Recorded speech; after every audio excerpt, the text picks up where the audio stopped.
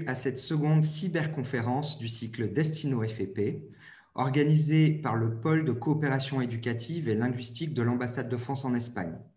Je suis Sébastien Portelli, attaché de coopération éducative basé à Barcelone.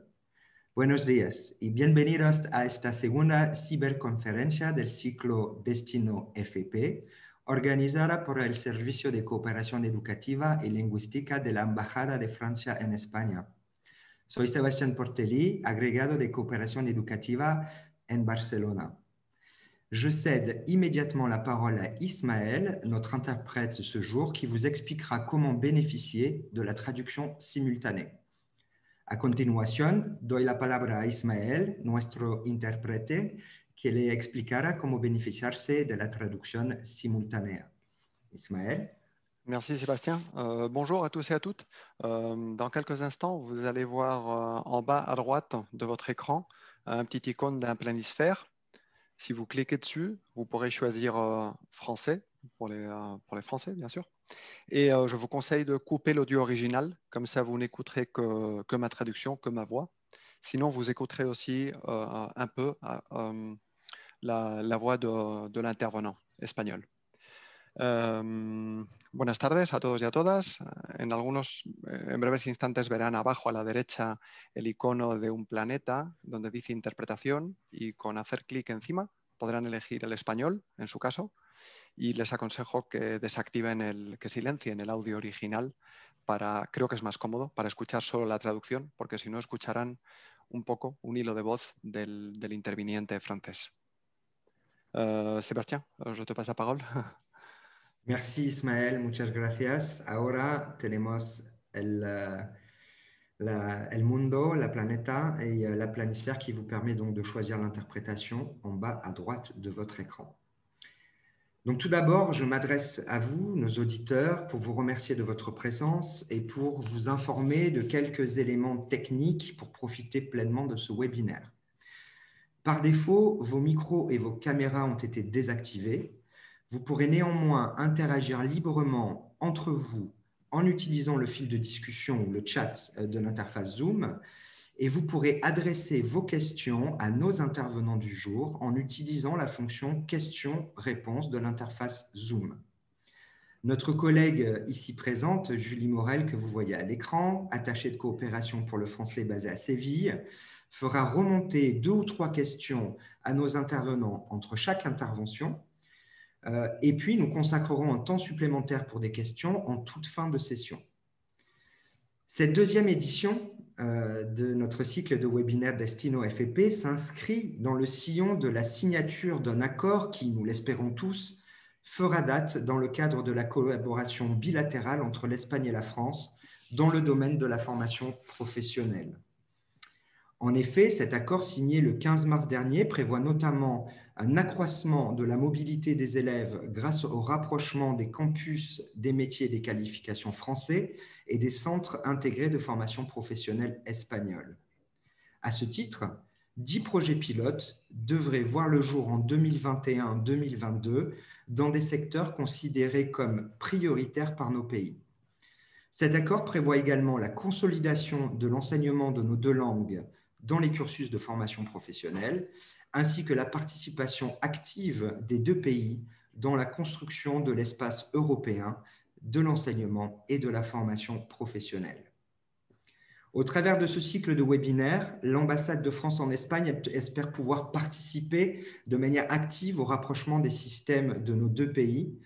C'est ainsi qu'aujourd'hui, nous vous proposons de croiser nos regards et nos expériences dans le domaine de l'apprentissage et de l'alternance en France, et de la formation dite duale en Espagne. Pour ce faire, nous sommes très heureux de pouvoir compter sur la participation d'acteurs clés de ces domaines. Tout d'abord, M. David Navarro, directeur adjoint de l'emploi, de la formation et de l'entrepreneuriat à la Chambre de commerce espagnole. M. Sébastien Béger, chef du bureau des lycées professionnels de l'apprentissage et de la formation professionnelle continue à la sous-direction des lycées et de la formation professionnelle de la Direction générale de l'enseignement scolaire du ministère de l'Éducation nationale et de la jeunesse français. Et enfin, de Madame Maria Pasquale, de la Direction générale de la formation professionnelle et de l'éducation au régime spécial du département catalan de l'éducation, accompagnée de Madame Mercè Mayol, responsable du programme Dual à la Direction générale de la formation professionnelle et de l'éducation du régime spécial du département de l'éducation de Catalogne. Au nom de l'ambassade de France, nous vous remercions infiniment tous les quatre d'avoir accepté notre invitation. Et sans plus attendre, je cède la parole à Maria y Mercè.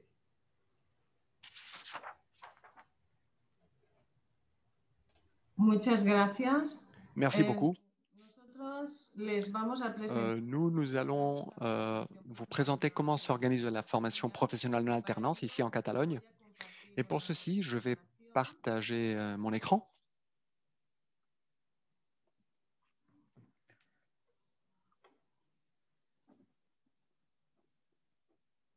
J'espère que vous pouvez le voir correctement.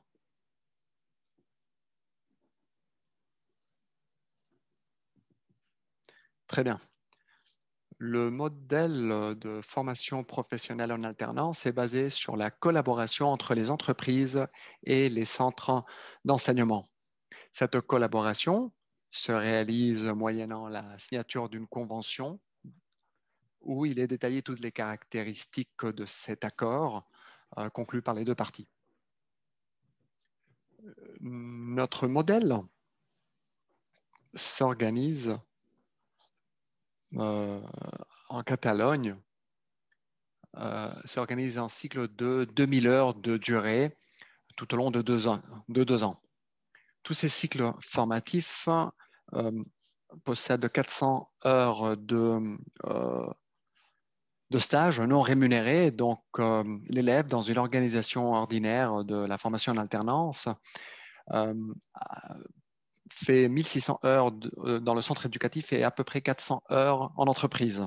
Dans une organisation en alternance, l'élève, au total, réalise 2320 heures pendant 2 ans. De ces 2320 heures, 1000 se font en entreprise. Donc, nous passons de 400 heures dans un modèle ordinaire à 1000 heures en alternance. Et de ces 1000 heures, 100 sont non rémunérées. Et donc, c'est un moment de faire connaissance de l'entreprise et vice-versa. Et le reste des heures sont rémunérées.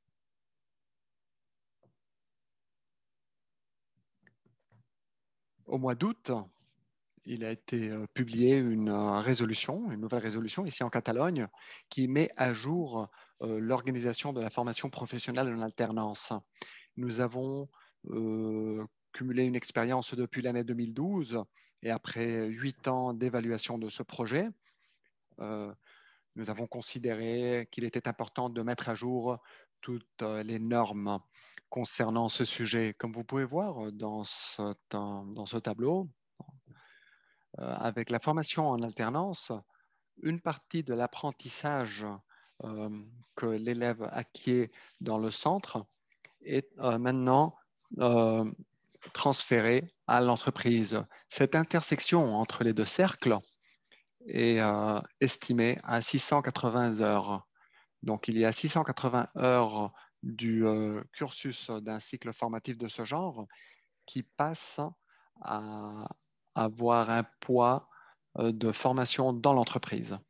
Et donc, pour que ces 680 heures soient reconnues, au moins, l'élève doit rester 1000 heures en entreprise. Normalement, la formation en alternance commence au 3e trimestre, à la fin de la première année. Ce sont ces 100 premières heures pour connaître l'entreprise et que l'entreprise connaisse l'apprenti. Et au long de la 2e année, les 900 heures restantes sont réalisées toujours en combinant le temps en entreprise avec le temps dans le centre éducatif.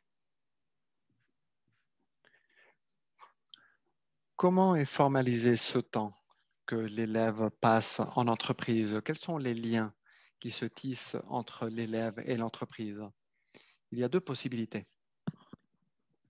Ou ceci se fait sous forme d'un contrat de travail, comme un employé, ou comme un stage. Dans le cas d'un contrat de travail, il y a une modalité spécifique en Espagne qui s'appelle le contrat de formation d'apprentissage qui s'adapte le mieux à ses besoins.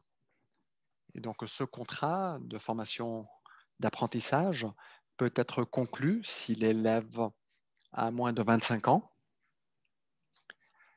Le contrat dure entre 1 et 3 ans et ce qu'on demande à l'entreprise qui conclut ce contrat, qui est toujours à plein temps, c'est qu'au moins 25% de la journée de travail de l'élève soit consacrée aux cours dans le centre de formation. Et donc, l'entreprise va rémunérer l'élève en proportion au temps réellement travaillé. Ce type de contrat, on reçoit des bonifications, des exonérations de la sécurité sociale. En fait, si ce sont des entreprises avec moins de 250 travailleurs. Si l'entreprise a plus de 250 travailleurs, la bonification s'élève à 75%. Et à peu près, le salaire minimum de l'élève sera le salaire minimum interprofessionnel, à peu près 950 € par mois en 2021. De façon générale, ce sera ce salaire minimum interprofessionnel. Comme je dis, ceci s'élève à 950 € par mois, mais l'élève va toucher uniquement la partie proportionnelle à la journée de travail effective. Donc, s'il a travaillé 50% de la journée et le reste, il est en cours dans le centre d'enseignement, alors il va toucher la moitié. L'autre modalité avec laquelle l'entreprise et l'élève peuvent établir un lien, c'est une bourse de formation avec une durée de 1000 heures à réaliser pendant la deuxième année. Et en l'occurrence, la nouvelle norme publiée au mois d'août de l'année dernière établit que si l'élève est dans un cycle de grade intermédiaire, il doit toucher au moins 50% du SMI. Donc à peu près 475 € par mois. Mais ces 475 € correspondent à une journée complète. Si la journée est plus réduite, évidemment, l'élève touche la partie proportionnelle de ce montant. Et dans le cas de cycle de grade supérieur, la moitié du temps, l'élève touche 60% du SMI et l'autre moitié, il va toucher 70%. Donc 60% et 70% du SMI, mais toujours de façon proportionnelle à la journée de travail effective. Dans ce cas, la sécurité sociale est il y a une exonération à 100%. D'après notre expérience, à peu près 92% des élèves sont sous forme de bourse et uniquement 8% des élèves ont conclu un contrat de formation et en apprentissage dans les entreprises. Ceci suppose évidemment un coût, une charge pour l'entreprise, mais aussi avec disons, une approche d'investissement, puisque l'entreprise investit en capital humain avec ses élèves pour avoir des apprentis bien formés dans la culture de l'entreprise et que ceux-ci permettent de prendre le relais des propres effectifs de l'entreprise. Et ces compétences reçues sont très liées aux spécificités de l'activité productive. Je vais passer la parole à ma collègue Maria qui va expliquer maintenant la formation professionnelle en alternance internationale. Merci. Étant donné l'expérience si positive de la formation en alternance pendant ces dernières années. Et nous avons piloté quelques expériences déjà de formation en alternance internationale et nous considérons qu'il y a beaucoup d'avantages, car aussi bien pour les élèves que pour le centre de formation et pour évidemment les entreprises de l'étranger qui accueillent les élèves. C'est un échange de bonnes pratiques à tous les niveaux et ceci crée des synergies et des alliances entre le monde de l'entreprise, de notre région et le monde entrepreneurial, le tissu d'entreprises d'autres pays. Cette modalité consiste à combiner la formation en centre éducatif en Catalogne et donc la partie de la formation en entreprise se fait à l'étranger. Et sinon, l'élève, il y a beaucoup d'avantages évidemment. Pour les entreprises, évidemment, elles vont disposer de professionnels qui connaissent le contexte concret en Catalogne. Donc, comme je disais avant, c'est un échange d'expériences et de bonnes pratiques entre entreprises du même secteur. Pour les élèves, évidemment, ils augmentent leurs compétences professionnelles et linguistiques dans un entourage différent. Donc, ils quittent leur zone de confort et ils se lancent sur ce marché de travail globalisé. Et donc, évidemment, pour les centres de formation, il y a un échange de bonnes pratiques, d'expériences, etc. Quels sont les pas à suivre? Au début de la proposition, le centre éducatif catalan établit un contact avec une entreprise étrangère ou une entreprise catalane avec un siège à l'étranger et il détaille ce séjour de formation. Par exemple, avec la France, il commence à voir comment développer cette formation en alternance internationale. Après, on nous demande une autorisation pour que cette formation puisse se faire à l'étranger. Et le tuteur de la formation professionnelle en alternance du centre et celui de l'entreprise vont convenir comment va se développer cette modalité de formation en alternance et comment l'évaluer, évidemment. Il y a différents types. En fait, dans le département d'éducation, nous sommes très souples et ouverts à toutes les expériences. C'est toujours un petit grain de sable et toute expérience, même petite, est très enrichissante. Et donc, je vous présente ici les deux formules générales que nous partageons aujourd'hui, moyennant lesquelles nous pouvons développer toutes les expériences possibles.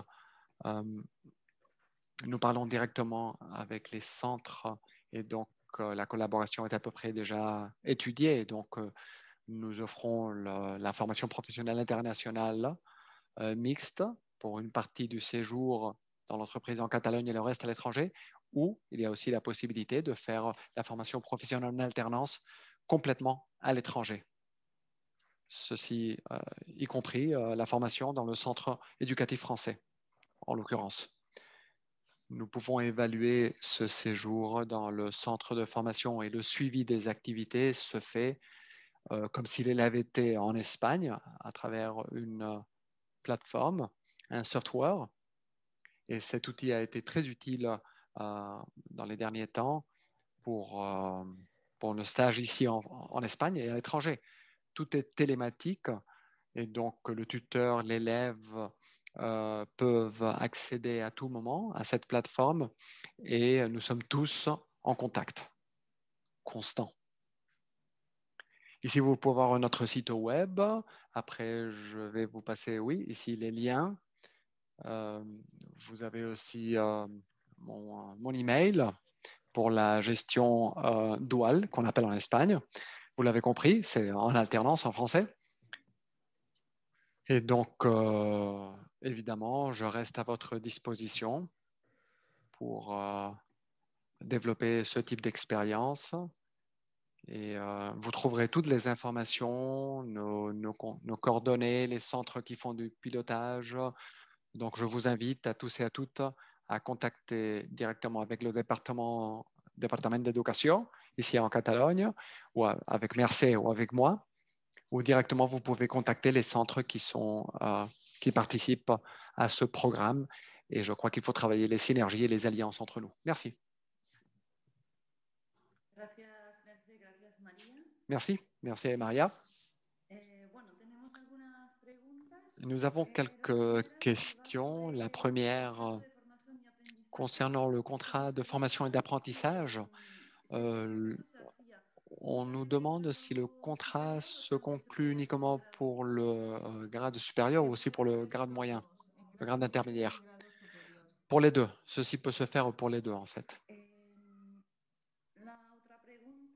Une deuxième question, peut-être plutôt pour Maria, sur le diplôme. Mais je crois que vous n'avez pas parlé de diplôme, en fait. Est-ce que ce diplôme est reconnu dans les deux pays? Oui, effectivement. En plus, merci pour me corriger si je me trompe, mais la formation à l'étranger, l'expérience en alternance à l'étranger est inclue dans nos centres, dans le cycle de qualification de nos élèves. C'est pour ça qu'on utilise la plateforme dont je vous ai parlé. En fait, il y a un suivi et une autorisation, une validation de ces compétences, mais acquises à l'étranger. Mais effectivement, le diplôme est délivré en l'occurrence par le centre catalan. Donc, la compatibilité de ce diplôme à l'étranger, si la personne finalement travaille à l'étranger, en France par exemple, elle devra homologuer ce diplôme auprès des autorités du pays d'accueil. Il est vrai qu'il y a des expériences, nous avons pour certains diplômes, en 3 ans, certains élèves reçoivent une double qualification, une compétence. Ceci, c'est avec le Portugal, l'Italie et l'Allemagne, mais non seulement en alternance, tout le diplôme, ce grade moyen ou supérieur, est organisé entre la Catalogne et entre l'Allemagne, par exemple, et donc le diplôme est compatible ou homologué dans les deux pays. Mais ceci est un autre type d'expérience qui va au-delà de l'alternance. Ça pourrait se faire aussi pour l'alternance, évidemment. Ceci se fait avec, par exemple, nous avons l'expérience avec l'entreprise de BASF, le grand géant de la chimie. Donc, il y a aussi des expériences en alternance avec la BASF, comme je dis. Et là, le diplôme est compatible dans les deux pays. Oui, en fait, car la Chambre de commerce allemande intervient et ses élèves reçoivent d'autres compétences aussi. Donc, le diplôme est reconnu dans les deux pays.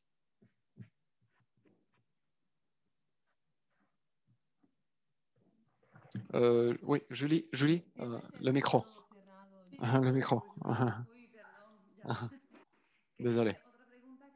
Une autre question aussi pour le séjour à l'étranger. Qui va financer ce séjour de l'élève? Ceci est lié à une autre question. Si la formation professionnelle en alternance internationale va de la main de l'Erasmus+, ou ce sont deux questions séparées? Je savais que cette question allait être posée. Effectivement, il n'y a aucun souci. Il y a une compatibilité. Il faudrait toujours demander cette réponse à l'agence nationale de chaque pays. Mais conformément au programme Erasmus+, je crois qu'à la page 22, il est indiqué la compatibilité de deux bourses. Oui.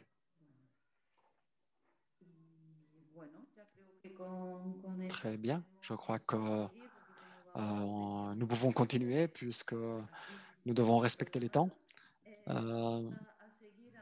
Donc maintenant, voilà.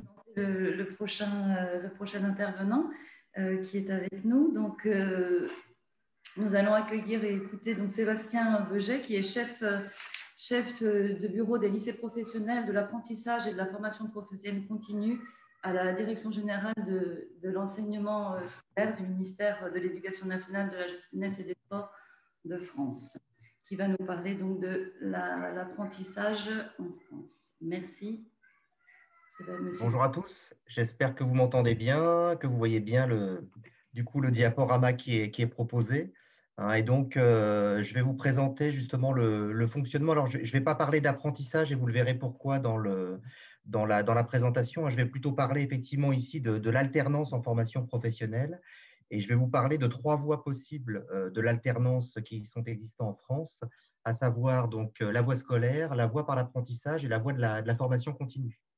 Alors peut-être avant de rentrer sur le schéma justement de la formation, je voudrais repréciser avec vous la particularité peut-être française sur ce schéma-là, et c'est sur le fait que le ministère de l'Éducation nationale est en charge effectivement d'organiser les formations, notamment pour les publics scolaires ou apprentis, également stagiaires de la formation continue, je vais y revenir juste après, mais c'est également un ministère qui, au-delà de l'entrée formation, est en charge de la certification et donc de la définition d'un certain nombre de diplômes professionnels qui sont donc pilotés au niveau national, écrits en lien avec les branches professionnelles, en lien avec les entreprises et en lien donc avec les inspecteurs généraux qui sont en charge de tous les aspects pédagogiques de la mise en œuvre justement de ces diplômes professionnels en formation.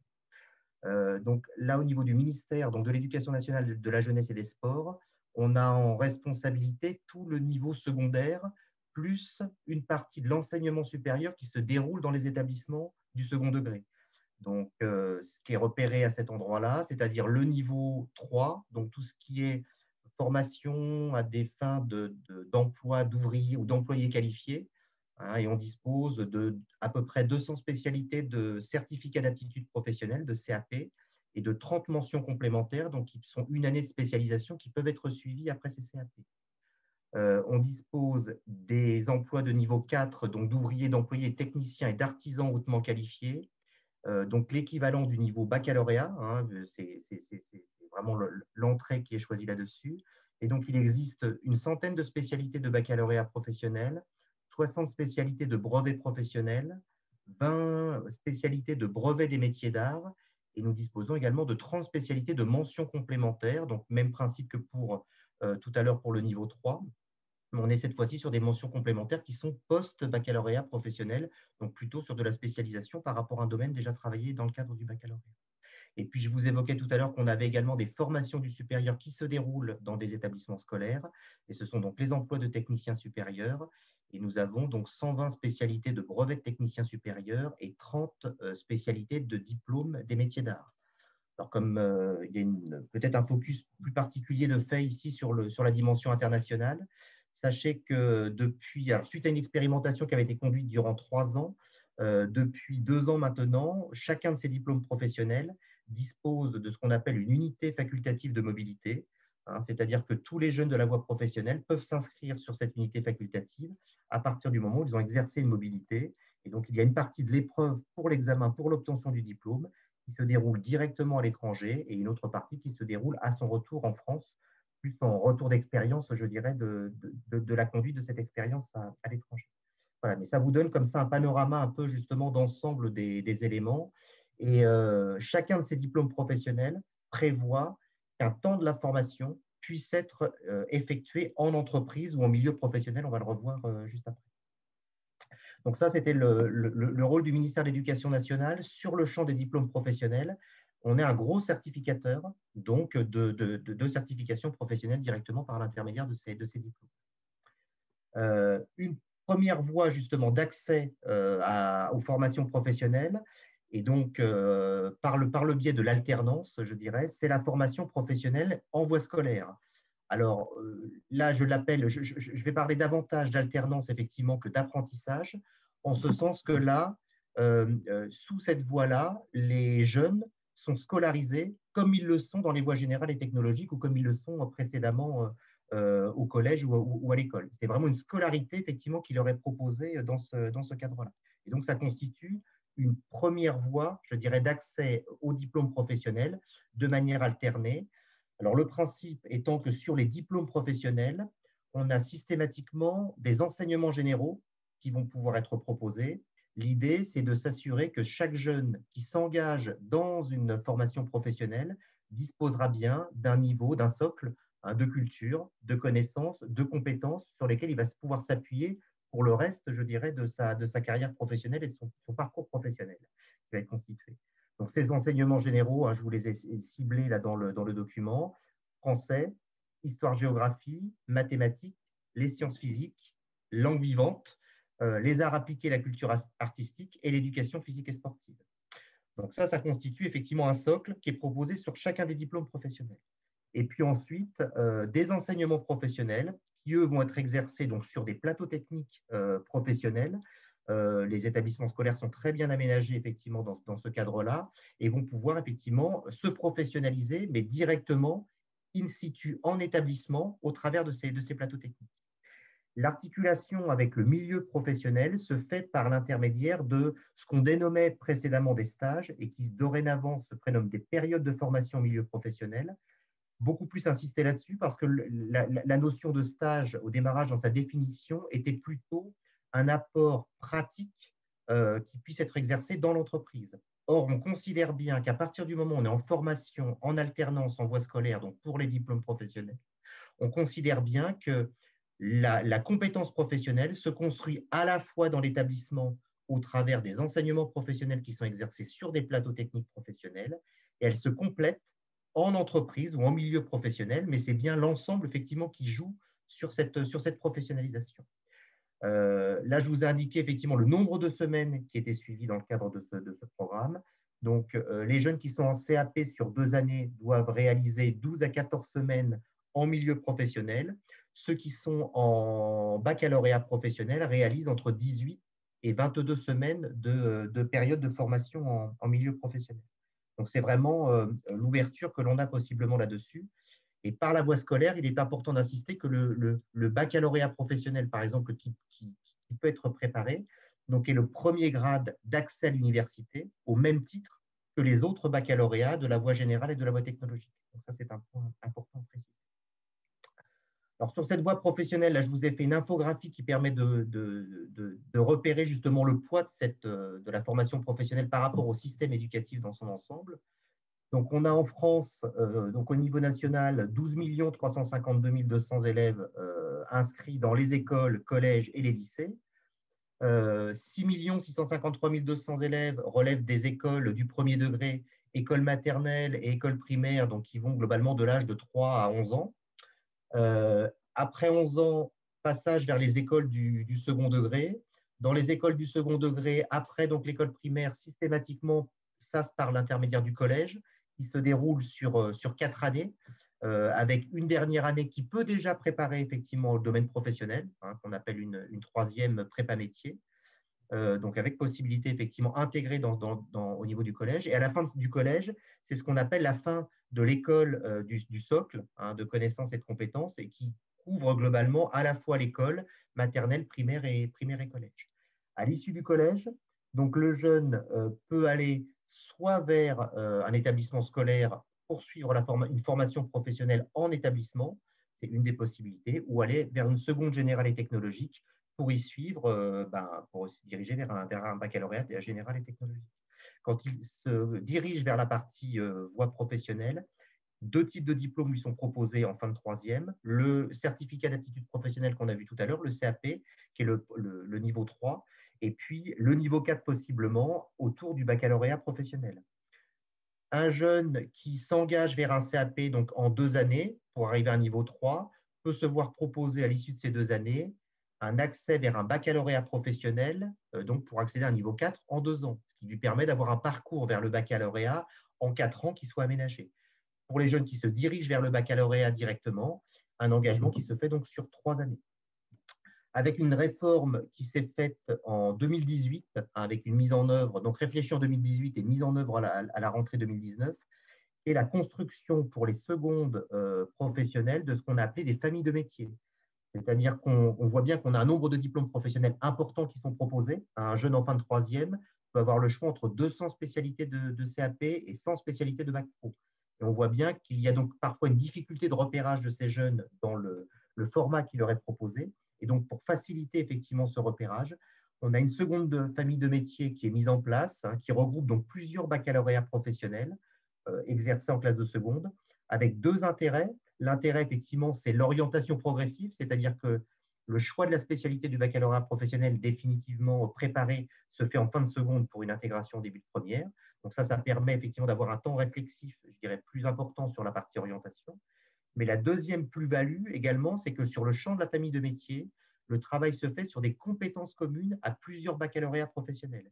Et l'idée, c'est que le jeune, au travers de la formation qu'il a en classe de seconde, a la possibilité du coup d'avoir un champ de professionnalité qui soit beaucoup plus élargi que simplement la spécialité du bac pro vers laquelle il va se diriger.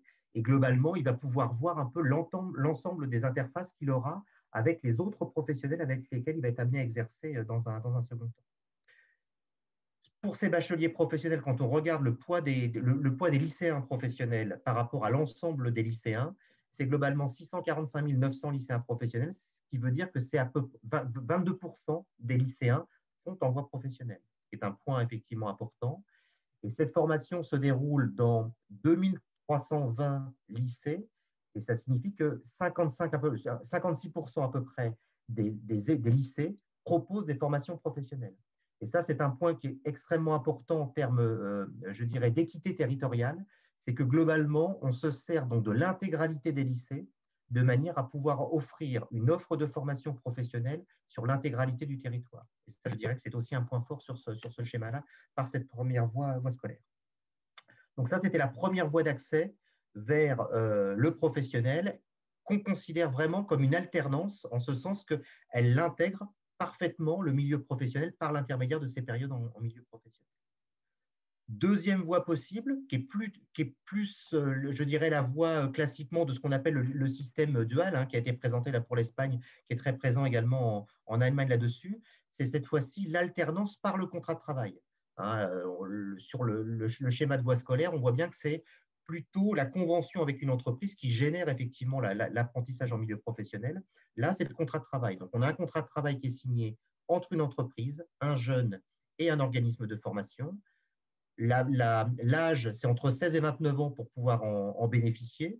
Hein, et à partir de là, on se voit délivrer une formation professionnelle qui prépare à la même nature de diplôme que ce qu'on a sur la partie scolaire. Ça signifie que tout jeune qui sort de troisième doit d'abord se diriger dans un premier temps vers un diplôme professionnel, de manière à ce qu'on ait bien une reconnaissance des compétences qui soient acquises sur l'ensemble du territoire. Et ça n'est qu'une fois le premier niveau de qualification obtenu par le diplôme professionnel qu'il peut se diriger vers une autre certification, qui soit une certification de type titre ou une certification de branche professionnelle. Hein. Donc, on a vraiment cette entrée-là pour tous les jeunes qui sortent du collège. Pour le premier niveau de qualification, on privilégie effectivement très nettement cette entrée par le diplôme professionnel.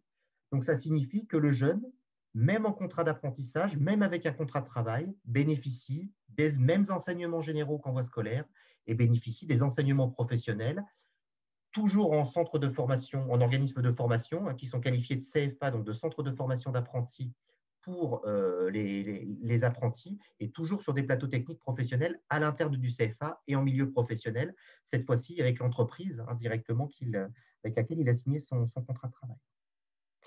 Au niveau des effectifs, si on compare par rapport au niveau, hein, tout à l'heure je précisais que c'était les niveaux 4 et les niveaux 3, où on était à un peu plus de 650 000 lycéens professionnels. Sous ce statut du contrat de travail, on a 274 957 apprentis concernés. On voit qu'on a un poids très important des niveaux 3 historiques, je dirais, hein, puisqu'on a là plus de 160 000 des 274 000 apprentis qui préparent un niveau 3, donc un niveau CAP.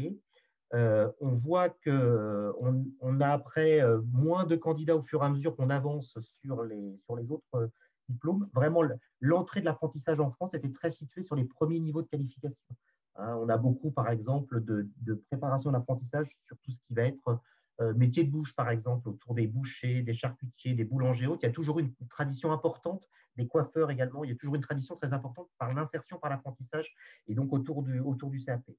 Par contre, avec l'ensemble des mesures qui ont pu être prises dans le cadre du développement de l'apprentissage, on voit bien que la croissance la plus importante vient des formations supérieures, hein, BTS, donc le niveau 5, le niveau 6 et le niveau 7. Et on voit bien que là, les courbes de croissance sont beaucoup plus importantes, même si pour le moment, les effectifs sont effectivement plus réduits dans ce cadre-là. Donc là, on est vraiment sur la mise en œuvre de l'apprentissage par l'intermédiaire du contrat de travail, donc la mise en œuvre de l'alternance par l'intermédiaire du contrat de travail. Alors, ce qui est intéressant là-dessus, c'est que du coup, un jeune qui sort de troisième a la possibilité de choisir la voie de formation qui va s'offrir à lui. Hein, la voie scolaire d'un côté, la voie de l'apprentissage de l'autre. Et quand on regarde l'infographie qui est proposée, hein, à l'issue, donc on a 63% à l'issue de la troisième des jeunes qui se dirigent vers la seconde générale et technologique. On a 28% qui se dirigent vers la voie professionnelle, et donc voie professionnelle scolaire, c'est-à-dire en établissement scolaire, et un peu plus de 5% qui se dirigent par la voie de l'apprentissage. Donc on voit bien qu'on a à peu près un tiers d'une classe d'âge qui se dirige en fin de troisième vers la formation professionnelle, mais selon des modalités qui sont effectivement très différentes et qui, là, pour le moment, dans le poids qui est donné effectivement à la formation professionnelle, est plus importante sous le premier régime de la voie scolaire que sur le régime de l'apprentissage, même si l'apprentissage augmente de manière effectivement importante. Je dirais que si on essaye de regarder un peu en formation professionnelle et alternance les atouts de disposer de cette double voie de formation, c'est que du coup, on a un même objectif de certification. Tous les jeunes qui sortent de troisième vont viser le même diplôme professionnel, que ce soit en scolaire ou que ce soit en apprentissage. Simplement, le jeune va pouvoir, lui, choisir la modalité de suivi de sa formation qui lui semble le plus adapté. Davantage de présence en entreprise avec un contrat de travail, plus de présence en établissement scolaire avec des conventions de stage en entreprise. Et ça correspond à des profils de jeunes effectivement différents là-dessus. Là, avec les dernières réglementations, on a tout un mouvement de 2018 qui vient favoriser justement tout ce mouvement autour de l'alternance et de l'apprentissage. Un jeune peut tout à fait commencer un parcours de formation au format scolaire, donc intégrer un établissement scolaire, et le poursuivre par le biais de l'apprentissage. Ça fait partie des modalités qui sont possibles. En même temps, comme le contrat d'apprentissage signifie contrat de travail, en cas de rupture d'un contrat de travail, le jeune peut également se voir proposer une réintégration dans le système scolaire et dans un établissement scolaire. Et ça fait partie des éléments de sécurisation du parcours du jeune qui sont importants à la fois pour le jeune et à la fois pour sa famille. Et un autre point qui est important et que je précise pour les CFA qui relèvent de l'éducation nationale et qui couvrent à peu près 10% du coup de l'ensemble des apprentis que l'on peut avoir, c'est le fait de pouvoir constituer des classes mixtes, c'est-à-dire des classes au sein desquelles on a à la fois du public scolaire et à la fois du public apprenti qui suivent les mêmes formations dans l'établissement scolaire, mais simplement avec des calendriers différents, puisque les calendriers d'alternance vont être très fortement variables. Donc, mais c'est une possibilité, et du coup, le jeune peut passer d'un format scolaire à un format par la voie de l'apprentissage en restant effectivement avec les mêmes enseignants, formateurs, et avec les mêmes, je dirais, camarades au sein du groupe qui est constitué possiblement. Troisième voie d'alternance possible, sur lequel je passe plus rapidement, parce que là, on est vraiment sur le champ de la formation continue, mais je pense que c'est important aussi de le préciser. Deux types de contrats qui soient existants. Le contrat de professionnalisation, qui est à peu près calé sur le fonctionnement du contrat d'apprentissage, mais qui, lui, est largement au-delà des 29 ans, qui peut couvrir complètement un public demandeur d'emploi, par exemple, qui est en recherche d'une insertion professionnelle par l'alternance, et c'est une possibilité. Et une deuxième possibilité, c'est pour un salarié d'entreprise qui est en situation professionnelle, qui vise une reconversion, et là-dessus, la possibilité pour lui de l'actionner par le biais effectivement d'un contrat qu'on appelle PROA et qui est un programme de reconversion, de promotion par effectivement le schéma de l'alternance sur le même schéma que précédemment. Donc, c'est une troisième modalité qui ne s'adresse pas à la même classe d'âge, bien entendu, mais qui s'adresse effectivement à une logique de continuum, je dirais, de formation initiale et continue en formation professionnelle. Dernière diapositive pour vous préciser un peu quelles sont les réflexions justement actuellement qui sont conduites autour de l'entrée par l'alternance en formation sur les modalités de fonctionnement. Un premier point que l'on cherche vraiment à avoir, c'est la recherche d'une meilleure articulation entre les différents lieux de formation, qu'on soit sur le scolaire, qu'on soit sur l'apprentissage ou qu'on soit sur la formation professionnelle continue. Il faut absolument qu'on arrive à réfléchir à comment s'articule l'ensemble de ces périodes, pour qu'au final, ça ne soit pas le jeune ou la personne qui est alternant qui se retrouve à devoir faire le lien entre des enseignants formateurs d'un côté et un tuteur ou un maître d'apprentissage de l'autre. Donc, il y a vraiment une volonté de travailler à une meilleure articulation entre ces lieux de formation. Le deuxième élément, c'est on a un dispositif depuis la loi de 2018 qui est existant et qui permet de sortir de la logique où la formation ne se ferait qu'en organisme de formation et où il y a des réflexions actuellement qui sont conduites pour que certaines actions de formation puissent se dérouler directement en situation de travail. C'est ce qu'on appelle un LAFEST, donc l'action de formation en situation de travail. Et il y a une réflexion qui est conduite là-dessus, effectivement, en même temps, pour pouvoir peut-être davantage former les tuteurs et les maîtres d'apprentissage pour qu'à travers de la pratique professionnelle et du geste métier en entreprise, on puisse avoir un temps plus réflexif avec le bénéficiaire pour pouvoir réfléchir à la professionnalisation que l'a amené à avoir l'activité qu'il a conduite. Et puis peut-être le troisième volet également, c'est globalement toute la réflexion qui est conduite autour de comment est-ce qu'on construit les compétences professionnelles de chaque individu. Et là, l'idée, c'est toute l'articulation qu'on peut avoir avec les différents temps de formation, les différentes expériences qu'on peut avoir. On l'a sur le format scolaire ou sur la partie apprentissage. Comment est-ce qu'on peut valoriser, par exemple, un jeune qui a un engagement associatif dans le cadre des compétences professionnelles et du diplôme professionnel. Donc, au-delà même, j'irais, du parcours de formation qu'il suit dans ce cadre-là, comment valoriser l'ensemble de ces expériences au profit du jeune et de sa mise en place. On a toute la partie validation des acquis de l'expérience qui sont sur ce schéma-là. Et puis, après, dans le process de la carrière et du parcours de chacun, tout l'accompagnement qu'on peut avoir par rapport au bilan sur les compétences et la mobilité. Et puis, vous verrez, vous avez une dernière diapositive que je ne vais pas commenter ici, mais sur lesquelles vous retrouvez par rapport à la structuration proposée, diplôme professionnel, formation professionnelle par voie scolaire et formation professionnelle par la voie de l'apprentissage, les différents liens qui vous permettent d'aller plus loin, si besoin, par rapport à ces différentes interventions. Voilà, j'ai peut-être été un petit peu plus long que prévu. Je m'en excuse par avance et je suis disponible pour les éventuelles questions. Merci, Monsieur Beuget. Alors, on a quelques questions. Il y a une question sur l'évaluation des tuteurs lors du dispositif en alternance. Est-ce qu'il y a un dispositif mis en place pour accompagner justement cette tâche de tutorat dans le cadre de l'alternance ou de l'apprentissage?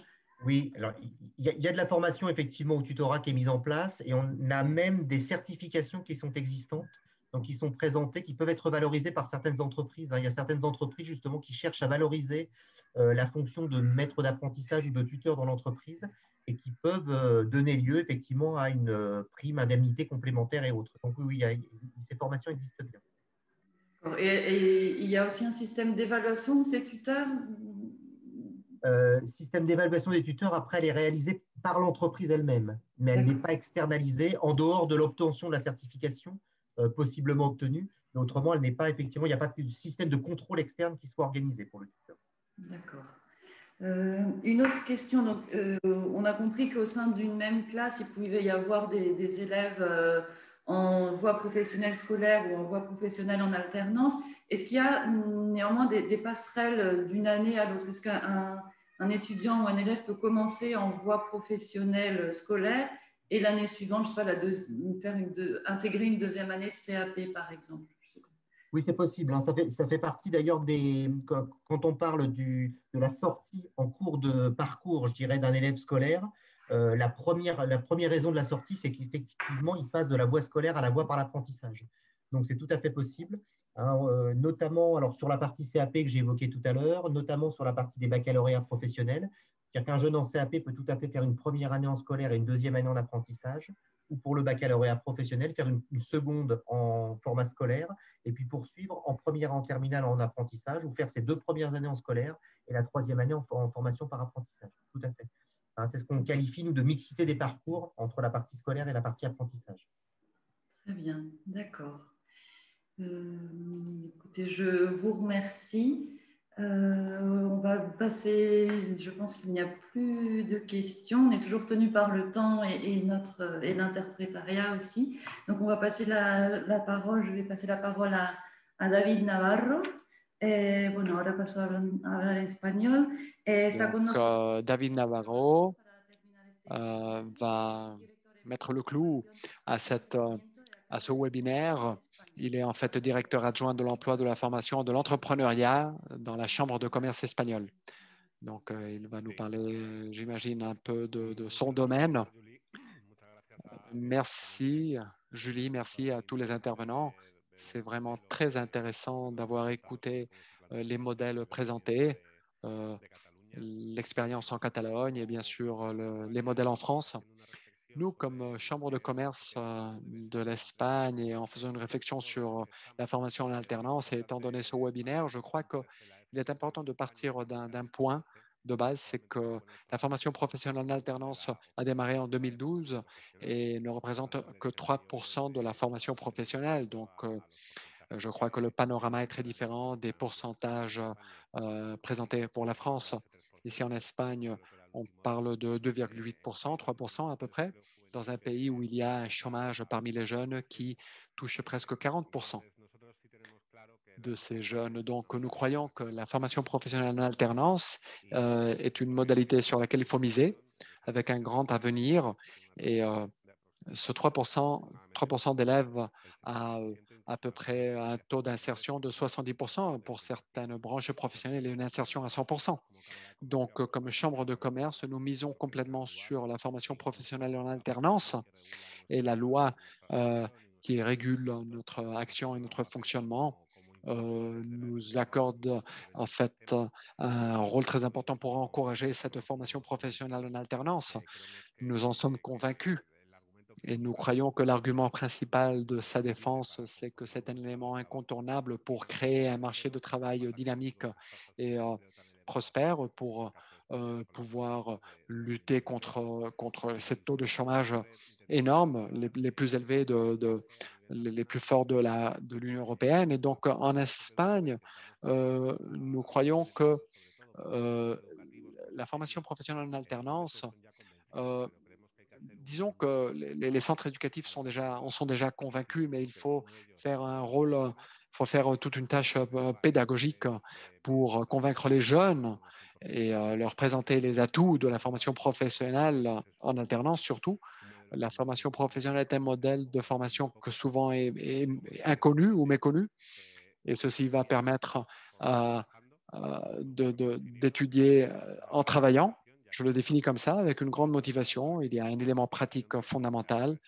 Donc, c'est un travail avec qui encourage beaucoup l'élève à apprendre.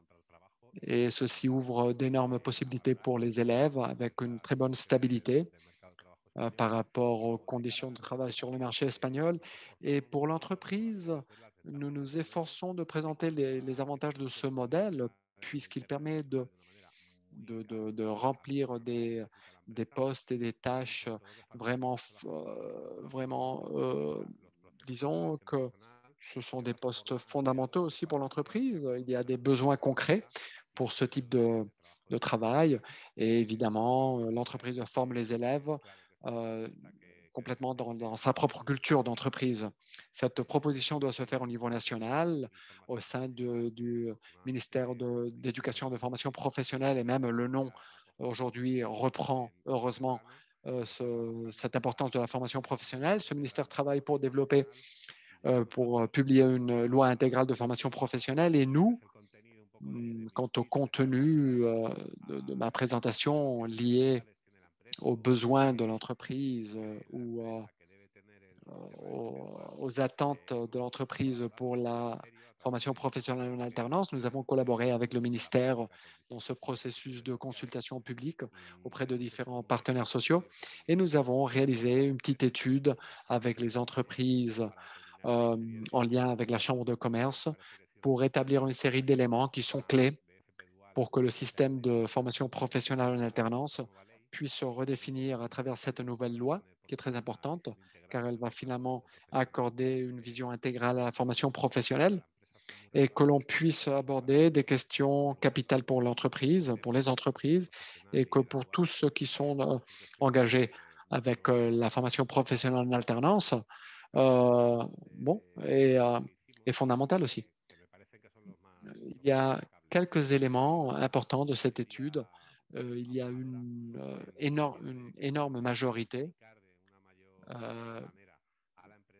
de personnes qui croient qu'il faut que l'entreprise s'engage au développement des diplômes pour que ces diplômes s'adaptent à ce que le tissu productif exige, dans la mesure où nous sommes dans une situation de changement technologique accélérée par la situation de la pandémie. Cette situation a accéléré la donne et donc les entreprises demandent que le système de FP, notamment celui en alternance, s'adapte à leurs besoins. Un autre élément très important, surtout du point de vue des entreprises, c'est que dans le domaine de la FP, en alternance ou la FP classique, il y a un besoin de compétences transversales, soft skills, compétences numériques. C'est un élément très important pour que les jeunes munis d'un diplôme possèdent des connaissances minimales dans ces soft skills qui sont un besoin réel, au moins que ces jeunes aient des compétences TIC. Nous croyons que les jeunes sont absolument à jour de la technologie. Ils utilisent beaucoup le téléphone portable, mais parfois certaines compétences de base leur manquent. Il y a un autre élément de poids en Espagne.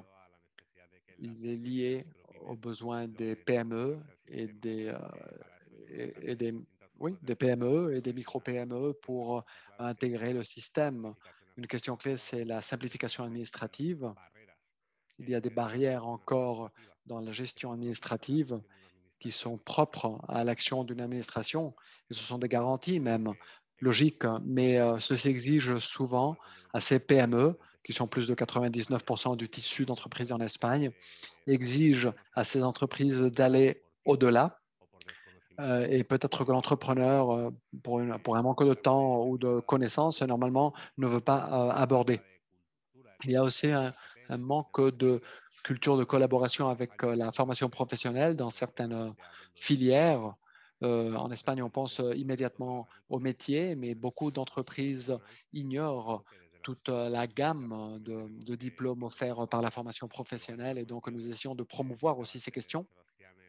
Et avant, Sébastien parlait du tuteur dans l'entreprise. Souvent pour l'entreprise, le fait de consacrer des ressources à la formation de cet apprenti, de ce jeune qui est en formation professionnelle en alternance, évidemment, doit consacrer un employé, le temps d'un employé sous forme de tuteur. Et les entreprises, normalement, nous communiquent que ce serait très intéressant pour elles de compter sur certaines ressources techniques, financières ou de soutien de la part des administrations qui, en quelque sorte, permettraient de réduire l'impact sur leur production du fait évidemment, de consacrer le temps d'un employé aux activités quotidiennes et en plus à l'instruction ou à la formation d'un apprenti. Cette nouvelle loi que prépare le ministère est en phase avec un plan stratégique de modernisation de la formation professionnelle. Et je crois qu'il y a vraiment un intérêt à développer cette FP. Les entreprises connaissent davantage l'importance de cette formation, et notamment celle en alternance. Nous avons développé plusieurs programmes consacrés à des jeunes et à des entreprises. Je vais vous en parler un peu rapidement. Et il y a vraiment une prédisposition très positive du point de vue des entreprises, mais il est vrai qu'il faut travailler sur ces barrières d'entrée qui expliquent que souvent les entreprises de notre tissu entrepreneurial espagnol ne comptent pas sur la formation professionnelle. Quant aux initiatives pour améliorer le monde de la formation professionnelle en alternance, où nous travaillons davantage, nous couvrons la partie de l'entreprise, surtout en essayant d'être en contact avec la PME, en soulignant surtout les avantages de la formation professionnelle en alternance. Depuis l'année 2018, à peu près, nous avons eu un contact avec 2000 entreprises à travers la Chambre de commerce dans cette tâche de soutien pour savoir aussi si l'entreprise, disons, a les caractéristiques nécessaires pour s'intégrer dans ce système de formation professionnelle. Nous essayons aussi d'encourager la participation de l'entreprise et des administrations et des centres éducatifs à travers les salons de la formation professionnelle en alternance qui deviennent un point de rencontre entre les administrations, les centres éducatifs, les entreprises et les jeunes pour que tous ces interlocuteurs qui sont concernés par la formation professionnelle puissent mettre en commun les informations. Souvent, les centres éducatifs ne savent pas exactement quels sont les besoins les entreprises de leur territoire. Les entreprises ne connaissent pas quelles sont les ressources de formation des centres. Donc, nous essayons de faire une tâche de matching. Et pour la partie des jeunes, pour moi, c'est la partie la plus belle. Nous avons un projet qui existe aussi dans d'autres pays européens, je crois qu'en France aussi. C'est le projet Réseau d'ambassadeurs, développé en collaboration avec les supermarchés Lidl et la fondation Bertelsmann. C'est un projet qui montre l'histoire de succès, l'expérience de succès de jeunes dans la formation professionnelle en alternance.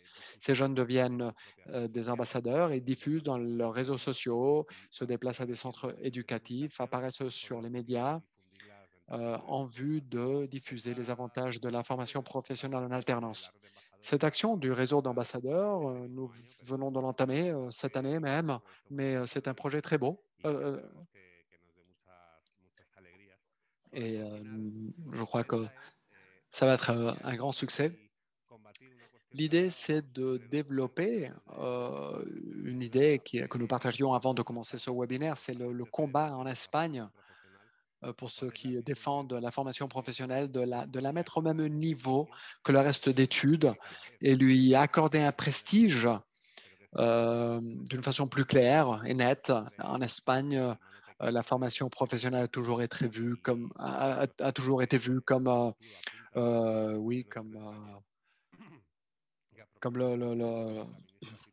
disons un élément secondaire, disons-le comme ça. Donc, 40% des postes de travail en Espagne sont liés à des diplômes techniques de formation professionnelle quand même. Donc, je crois que le pari à l'avenir de la part des institutions concernées par ce système, évidemment, doit avancer sur ce chemin. C'est la vision que je voulais partager avec vous. L'étude que je mentionnais avant par rapport aux besoins des entreprises, nous ne l'avons pas publiée encore. Prochainement, peut-être que nous allons l'intégrer aux études de la Chambre de commerce d'Espagne. Mais pour l'instant, c'est un peu, disons, une étude privée, pour ainsi dire. Je m'arrête ici. Merci. Merci, David, pour ta présentation. Je vais te poser quelques questions du public. La première question, c'est est-ce qu'il y a des exonérations fiscales, des avantages fiscaux pour les entreprises qui embauchent des élèves en formation professionnelle en alternance? Oui, je crois que Mercé en a parlé, ou Maria. La question des contrats de formation, d'apprentissage. Corrigez-moi si je me trompe, car les connaissances techniques, je crois qu'il y a une bonification, n'est-ce pas? Une exonération. Oui, il y a une bonification au niveau de la cotisation pour la sécurité sociale qui n'implique pas un coût. Le fait disons, d'exonérer l'entreprise de payer cette partie de la sécurité sociale. Mais il n'y a pas d'exonération fiscale pour leurs bénéfices.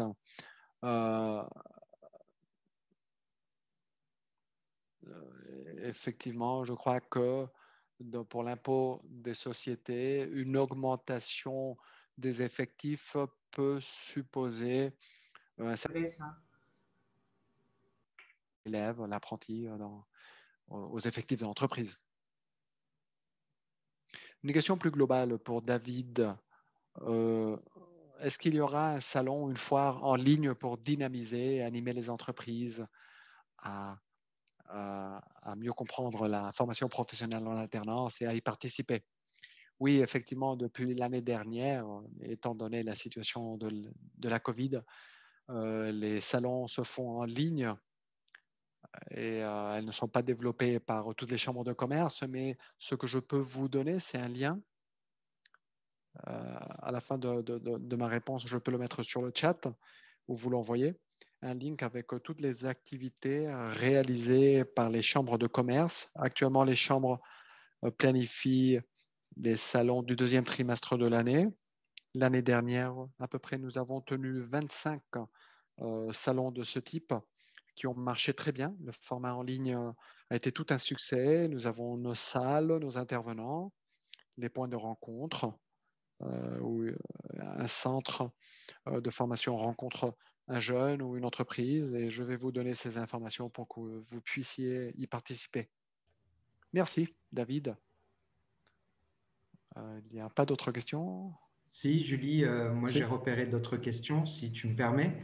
Encore merci à tous nos intervenants. Il y a eu de nombreuses réactions, que ce soit sur le chat ou dans les questions-réponses. On a eu une question assez concrète. Alors, je ne sais pas qui des collègues d'Espagne ou de France pourrait répondre, mais d'une enseignante qui se demande comment et est-ce qu'il est possible de préparer un départ en alternance pour des élèves en France, une alternance en Espagne, bien évidemment. Et comment, quel mécanisme actionner pour pouvoir concrétiser ce type de montage. Je répète peut-être ma question. Est-ce qu'il est possible pour un élève qui est en phase d'orientation de l'orienter vers une alternance en français, un élève français, de l'orienter vers une alternance en Espagne? Oui, peut-être que je peux y répondre pour la partie de mobilité. Oui, c'est possible. Évidemment, le système en alternance du pays d'envoi va marquer la norme pour que ce diplôme soit reconnu dans le pays d'origine. En l'occurrence, c'est la France qui doit établir les conditions pour que ce diplôme soit reconnu. Que peut faire le centre? Le centre peut contacter directement une entreprise ici en Catalogne ou peut contacter aussi un des centres, un de nos centres qui participent à des programmes de mobilité et qui ont l'expérience d'accueillir des élèves. Et ce centre peut chercher une entreprise pour cet élève et que cet élève puisse développer la partie de l'apprentissage dans cette entreprise. Si. Je ne sais pas si j'ai répondu à la question. Merci, Maria. Dans le site web que j'ai partagé sur ma présentation, vous verrez une carte de tous les centres catalans qui participent au programme de mobilité et qui ont l'expérience d'accueillir des élèves étrangers. Et Maria, peut-être pour compléter, est-ce que le programme Erasmus peut prendre le relais aussi sur les parties financiation du projet de l'élève? Oui, effectivement, le centre français devra demander cette bourse de mobilité de grade intermédiaire ou supérieur, et ceci est compatible avec la bourse reçue ici en Catalogne. Je ne sais pas si Mercé veut ajouter quelque chose, non? Bon, alors, nous avons répondu à la question. Merci infiniment, Maria. Je précise pour certains de nos auditeurs que, bien évidemment, ces regards croisés que nous vous proposons nous permettent aussi de mettre en lumière les actions fortes au niveau local des communautés autonomes en Espagne. Le premier webinaire nous a permis de mettre en lumière les centres de formation professionnelle d'Aragon et du Pays Basque. Aujourd'hui, nous partageons avec vous l'expérience catalane, à savoir qu'en Espagne, pour nos auditeurs français, le cadre général est bien évidemment légal et posé par le ministère de l'Éducation et de la formation professionnelle. Et ensuite, chaque communauté autonome s'inscrive dans ce cadre national avec parfois des petites déclinaisons plus spécifiques. Le cas de la Catalogne en est un, puisqu'on parle aussi d'une communauté transfrontalière. Barcelone est à peine 200 km de la France. Donc, c'est ces regards croisés justement qui nous paraissaient intéressants d'apporter aujourd'hui. J'ai une question aussi pour Sébastien Béger. Certains auditeurs d'Espagne nous demandaient si la perception de l'enseignement et de la formation professionnelle en France était le même qu'en Espagne. Si l'exemple qu'on nous a donné, c'est est-ce qu'en France aussi on considère qu'il est plus prestigieux d'aller à l'université que de suivre un parcours de formation professionnelle? Quelle est la position de la France? Quelle est la perception française? Et le cas échéant, comment le ministère français travaille à une revalorisation ou une meilleure valorisation de ces cycles de cursus professionnels. Alors, je confirme, hein, et ça serait vraiment mentir que de dire l'inverse. Effectivement, la voie royale reste quand même malgré tout la voie générale et technologique. Voilà, la voie générale. D'ailleurs, historiquement, la voie professionnelle est toute récente, hein, par rapport à la voie générale. Tout le système éducatif est construit sur la base effectivement de la voie générale, et donc on maintient effectivement cette entrée-là malgré tout. Je pense que sur le système français, ce qu'on a plutôt bien réussi, c'est le fait de rechercher à ce que chaque diplôme d'un même niveau se vale, quelle que soit la voie de formation, qu'on soit sur la voie générale, sur la voie technologique ou sur la voie professionnelle. C'est en ça que je disais tout à l'heure que, quelle que soit la reconnaissance, je dirais, qu'on peut avoir dans l'esprit du grand public, un baccalauréat professionnel reste le premier grade d'accès aux études universitaires, au même titre qu'un baccalauréat général ou qu'un baccalauréat technologique. Donc ça, effectivement, c'est un point qui est extrêmement important. Là, tout le travail qu'on essaye de faire sur cette revalorisation de la voie professionnelle, c'est aussi de considérer qu'on la regarde au travers de l'insertion professionnelle. Parce qu'on a eu tendance, comme on est vraiment calé sur le schéma de la voie scolaire classiquement, on a eu tendance parfois à, je dirais, répondre aux logiques d'orientation et à plutôt se diriger pour répondre à la demande sociale des familles et des élèves, plus peut-être qu'à la demande économique des entreprises. Et là, le travail qui est actuellement fait avec les rectorats et les académies, c'est de retravailler justement les cartes de formation professionnelle par territoire et au regard des besoins en emploi qui sont localisés effectivement sur le territoire. Et je dirais que on a des démarches de communication et autres, mais je dirais que vraiment sur l'esprit global des formations professionnelles, c'est vraiment cet engagement-là.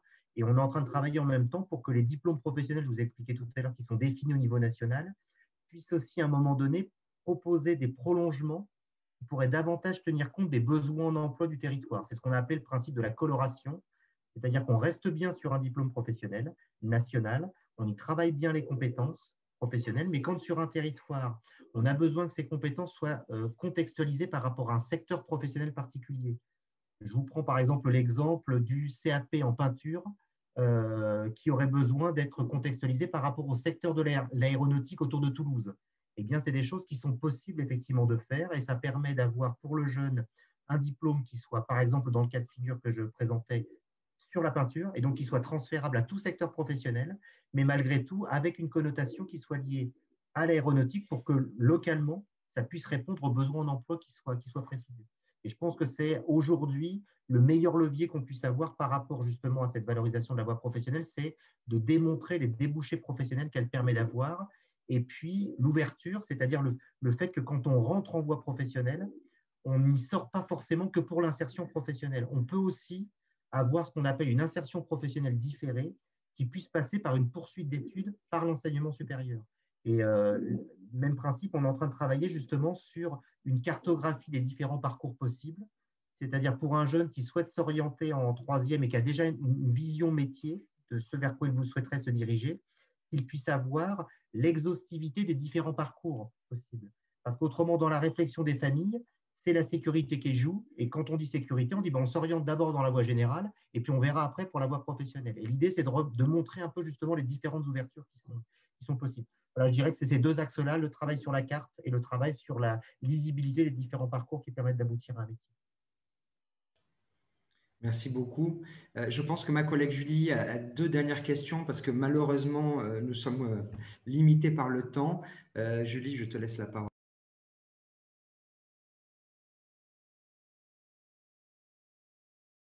Une question pour Maria, car elle est liée aux langues. Est-ce qu'on vous exigez un niveau minimal aux élèves pour la formation professionnelle en alternance? Non, nous ne sommes pas très, pour ainsi dire, très stricts, car ça va dépendre beaucoup de la tâche à remplir au sein de l'entreprise. Comme j'ai dit avant, notre objectif consiste à encourager ce type de mobilité entre pays et donc nous sommes ouverts à accueillir le plus grand nombre d'élèves. Quand on parle de formation en alternance, évidemment, il doit y avoir une autorisation de la part de l'entreprise. Donc, c'est aussi l'entreprise qui va évaluer le curriculum du candidat et ses compétences linguistiques, bien sûr, préalables au séjour. Donc, nous ne pouvons pas dire il faut un B2 d'espagnol, car peut-être si c'est une personne qui se trouve face à un ordinateur pendant toute sa journée, peut-être qu'il devra avoir un bon niveau d'anglais au lieu d'un excellent niveau d'espagnol. Donc, nous sommes, comme je dis, ouverts à tout type de collaboration.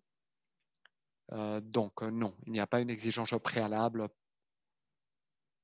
Et de l'autre côté, non plus, quand vous envoyez des élèves à l'étranger, il n'y a pas une certification de langue préalable. Bon, nos élèves, quand ils partent à l'étranger, avec l'Institut français, nous travaillons pour préparer, en fait, améliorer le niveau de nos professeurs de français. Et effectivement, nous avons une expérience pour des élèves qui vont aborder une formation dans des restaurants français, et l'Institut français nous a aidés à préparer leur niveau de langue, mais c'est une expérience ponctuelle. Évidemment, les élèves qui vont en France, en Italie ou en Allemagne ou dans un pays de langue anglaise, ils doivent s'intéresser au pays. S'ils vont avec une bourse Erasmus, ils ont reçu d'abord une formation en langue, donc ils ont des connaissances, et peut-être qu'un pays peut exiger un niveau concret, mais ce n'est pas, normalement non, ce n'est pas très fréquent. Certains élèves ont plus de niveaux que d'autres, mais nous n'avons jamais eu des problèmes à cet égard. Une autre question aussi pour les intervenants espagnols. En France, nous avons une licence professionnelle qui équivaut à une 3e année après le baccalauréat. Et ceci correspond, je crois, à un diplôme professionnel après le grade supérieur en Espagne? Non? Après le grade supérieur? Après le grade supérieur, l'élève peut accéder directement à l'université. Ce qui a été abordé par le ministère depuis cette année, ce sont des cours de spécialisation, c'est-à-dire des cours consacrés à des élèves qui formation professionnelle, mais qui ont besoin d'une spécialisation concrète. Par exemple, le grade supérieur en informatique exige un cours de spécialisation en cybersécurité, par exemple. Et pour la formation supérieure, professionnelle supérieure d'hôtellerie et tourisme, une spécialisation pour la pâtisserie, par exemple. Mais ce n'est pas vraiment... C'est vrai que c'est un diplôme nouveau, mais c'est plutôt un cours de spécialisation, une formation de spécialisation après le grade supérieur. Et avec le système éducatif espagnol, on accéderait directement à l'université. Merci. Chers collègues, je suis désolé d'être le contrôleur du temps, mais il va falloir vraiment que nous concluions cette séance. Je vous remercie bien sûr, chers intervenants, pour votre participation. Pour tous nos auditeurs, si vous avez des questions complémentaires, merci de les adresser à l'adresse. Je n'avais pas de micro. Merci donc à tous nos intervenants. À tous nos auditeurs, si vous avez des questions complémentaires, vous pourrez les adresser à cette adresse courriel que je viens de publier dans le fil de discussion, qui centralisera et qui les répartira sur l'équipe de la coopération, voire à nos collègues intervenants de ce jour. Je copie-colle également dans le chat le lien vers la page de l'Institut français qui est consacrée à Destino FEP, où vous trouverez les enregistrements de nos webinaires et les présentations de nos intervenants. Je vais vous souhaiter une bonne soirée. Je vous adresse encore tous mes chaleureux remerciements, bien évidemment, et je vous informe que notre prochaine session aura lieu le mardi 27 avril prochain et abordera les métiers d'avenir en lien avec la formation professionnelle, notamment en lien avec les opportunités offertes par les formations et professions du monde numérique. Tout un programme. N'hésitez pas à nous écrire si vous souhaitez témoigner lors de nos prochains webinaires. C'est tout à fait possible. Nous vous remercions, Maria, Mercé, David et Sébastien. Mille merci pour votre participation. Mille merci de participer à la mise en relation et à la meilleure connaissance des deux systèmes des deux côtés de la frontière. Nous espérons vous revoir bientôt et je vous souhaite une excellente soirée à toutes et à tous. Merci beaucoup. Muchas gracias. Au revoir. Buena tarde.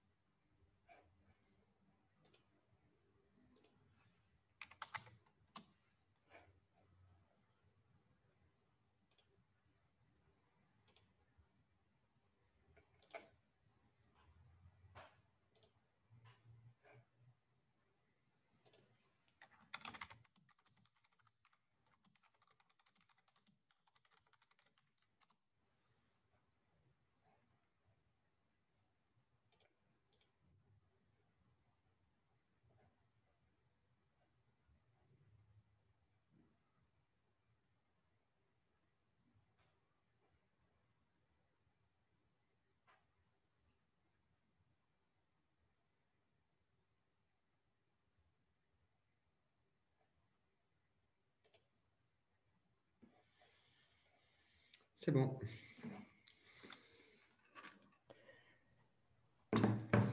C'est bon. Tu peux, toi, non, en tant que Oui. déesse de Zoom, tu peux, je crois, gérer les gens. Je pense que vous aussi, non? Ben Attendez, non, j'ai regardé.